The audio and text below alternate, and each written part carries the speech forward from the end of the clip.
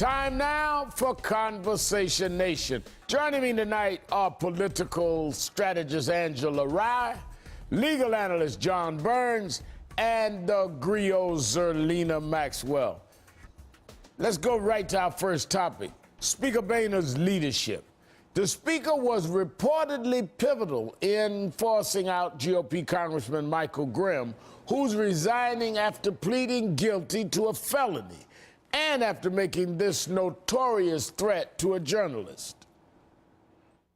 No, you're not man. You're not man. But today, Speaker Boehner is standing by Republican Congressman Steve Scalise, even though Scalise admits he spoke to a white supremacist group in 2002. Angela, are you surprised the Speaker is standing by Congressman Scalise today? I'm not. Actually, Republican member and new whip, Steve Scalise, has actually also received support from the Louisiana delegation, so this doesn't surprise me at all. And similarly, when Nancy Pelosi took over as Speaker in 2007, you had a similar situation where she came out really hard against ethics and any types of ethical issues. So it's also not surprising that he stood against and encouraged Michael Grimm to step down. And when Angela says that he that he got the support of the whole Louisiana delegation, that includes Cedric Richmond, who was African American, well respected. That does. No, Rev, I think you're directly on point there. And I think it's disingenuous for the Speaker to come out and say that this gentleman simply made a mistake. Rev, you know, you speak all over the country, and I speak from time to time, and the first thing that you do is you ask who you're speaking to, just so you can better tailor your point. So I think for them to come out and say that he had no idea he was talking to a whole room full of white nationalists is just unfounded. Zerlina?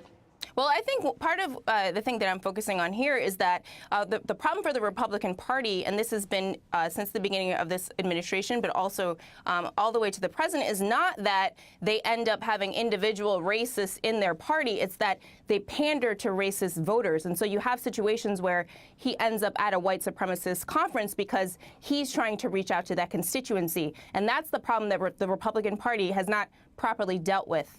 But Angela, and you know politics very well, one of the top strategists now in the country, don't you really hurt your announced plans to broaden your base, reach out for more diversity after the autopsy? Whether it was rhetorical or not, don't you even lose the ability to say that when you have this kind of situation?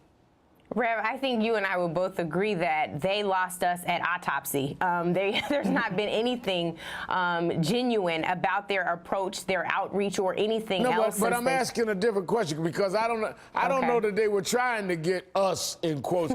I think maybe they were trying to get independents to feel like they were trying to be more broad based.